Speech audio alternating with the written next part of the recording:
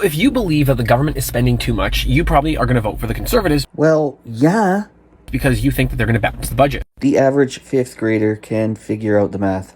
And regardless of your economical understanding of things, that is a totally valid worldview to have. I guess we agree on something there. The question is, what are you okay with him cutting? About 90% of the shit they got going on.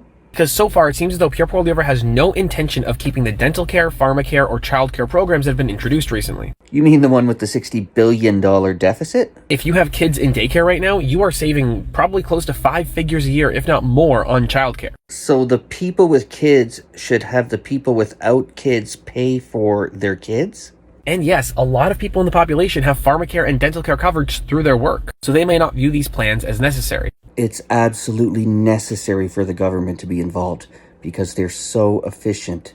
But make sure you're not falling for Pierre's lies. Yeah, the Liberals have never been caught telling a lie. If you don't have private insurance for dental care through work, then the government pays for it. The government pays for it, you say? They pay for it, do they? Especially if you're under 18, over 65, or of low income. So the solution is to allow the government to exploit the young, old, and poor. But arguing against pharmacare is absolutely wild. We should absolutely merge the state and the pharmaceutical industry further after 2020. We have an epidemic of young people with mental health disorders. And the pharmaceutical industry had nothing to do with that. We have an epidemic, a gray tsunami of old people who are going to be leaving the workforce, losing their insurance, and they are going to need to stay alive.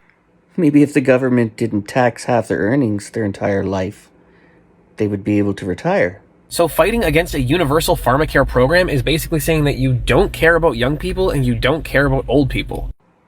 Where have I heard that one before? I think one of the scariest parts of this is that there are going to be people who vote for Pierre thinking that it's going to make things better, and Pierre's policies are going to make their lives worse.